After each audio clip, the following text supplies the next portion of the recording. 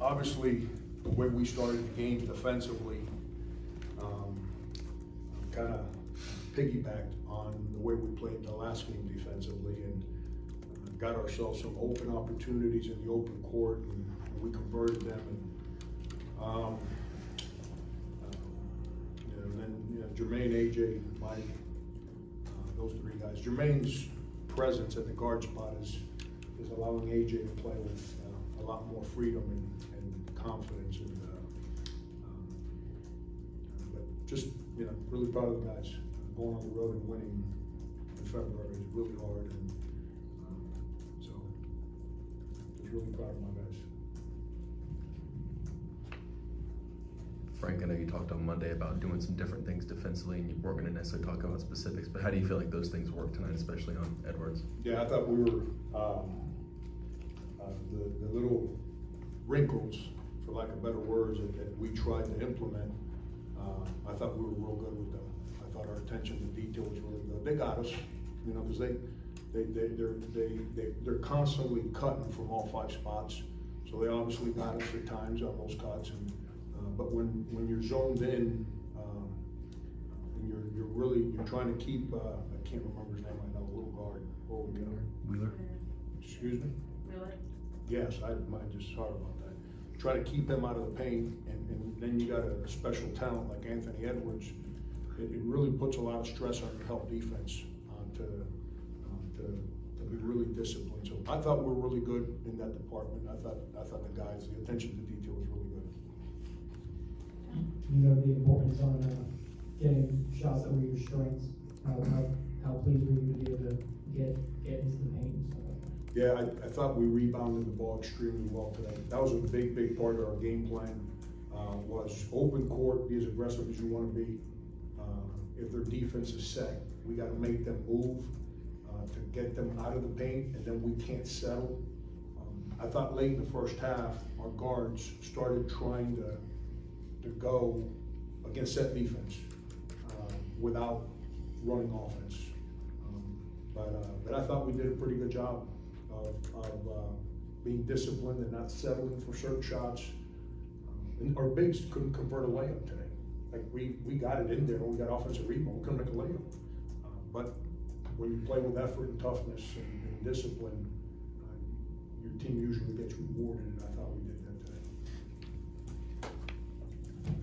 Coach, this is the 7th loss in the last 8 games for Georgia, and the worst of those so far in terms of how they performed. Do you have days? You remember having days like these in your first 3 years when you got South Carolina? Yeah, I tell people all the time. My second year at K-State, my second year at South Carolina were my 2 hardest years. It's hard because you got returning players that are still trying to find the confidence to go win, and you got young guys trying to figure it out, and it's just really hard. And then this league, I say this all the time, this league doesn't get the credit it deserves. I coached in other leagues, and then I was a young guy in this league. I was blown away how hard winning in this league was. It's that's why I don't take a single game for granted. I'm not the biggest cheerleader in the world. You don't see me running around chest bumping and high fiving and all. It's just not who I am. I like celebrating after the fact, not when you're in the middle of the journey. But I've got a lot of respect for every game. This league humbles you. It's really hard to win in this league. They'll be fine.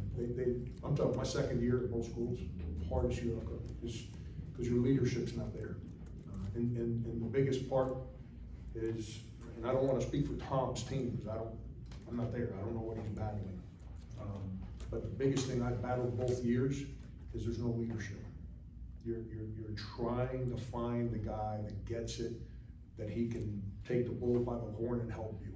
And the reason, like for us now this year, the reason Kusinor can do it is because for 2 months he spent watching Kotsar, Justin Minaya, who's not with us anymore, AJ Lawson, Keyshawn Bryant, they've been through it.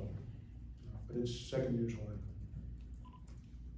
Yeah, you're kind of leading into my question. The second half by Cousinard, especially the 2 threes he hit when George had a little bit of life, was Was that more what you're talking about, of him stepping up and just kind of being the man of the moment?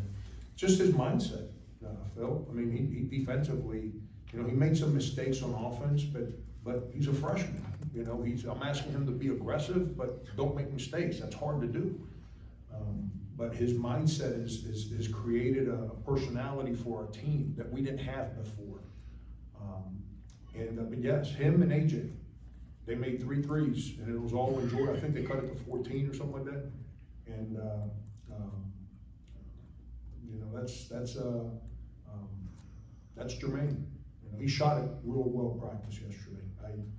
He gets a little sloppy with his technique sometimes, just lazy. And I thought yesterday he was real clean with his technique, and the ball went in for him. And but yeah, that's like difficult moments. He doesn't run away; he steps up.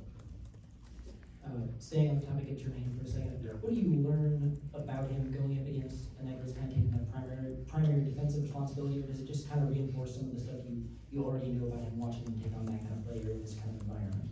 Yeah, Jermaine still defensively. That's what you're asking me. Yeah. Defensively, he's nowhere near where he needs to be. He makes up for a lot of mistakes with his just grit. He's got this relentless pursuit of the ball, and he doesn't contact, physicality, none of that phases him. But he's still not defensively. There's times I just put my head down, because it's like, holy hell. But he makes it. That's part of the deal. You know, Chris Silva was like that. Darius was like that. It's they're first-year guys. What gets those guys over the hump is the physicality and that relentless pursuit of the ball they play with. And that's who Jermaine is. So he makes up for a lot of his mistakes with his grit and his mind. He's very intelligent. That's one thing about Jermaine that, as a coach, when you talk strategy, it resonates, and then he can translate it to his teammates, and he can execute and see what as a coach you're trying to tell them. 2 more questions. Frank, of your 7 wins now in SEC play, I think 5 have come on double digits, and the other 2 were against Arkansas and Kentucky. Just how pleased are you with just the day-to-day consistency you're getting from your team, especially since conference play started? Yeah, and even against Ole Miss the other day, I thought our spirit, I didn't think we played bad. I just thought our spirit was down because of what I explained. When our guys found out on Monday Justin Minaya was going to be shut down for a while, I think it hurt our spirit. We weren't as enthused and energetic about that practice and the next day, but we've played good ball for a while. If you hit rewind, those of you guys that cover us every day, and you eliminate the day of the Stetson game, you go back for a while, we've played really good. I mean, we went into Virginia and guarded and scored 70 whatever against Virginia. Went to Clemson and beat them double figures. We've made tremendous progress as a team, and you know, we've tried to. That's where I'm really proud of them. You know, we lost Keyshawn to a knee, then he comes back, we lose him to a concussion, we lose him to a knee, we lose Jalen to a knee, we lose Justin to a thumb, we lose Jermaine to his back. You know, we've had to kind of figure out a way to keep pissing.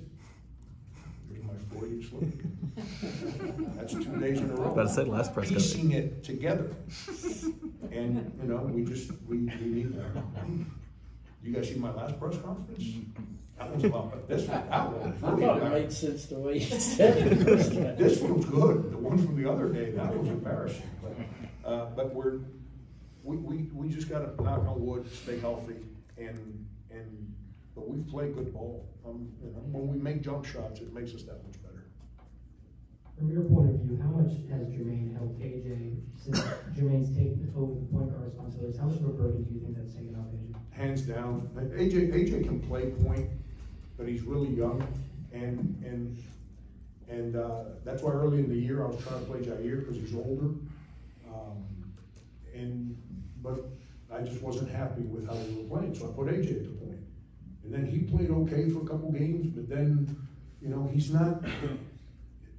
When you watch him play now, he's smiling, he's jumping around, he's aggressive, he's talking. He just kind of got swallowed up with the burden of responsibility of having to lead back in December.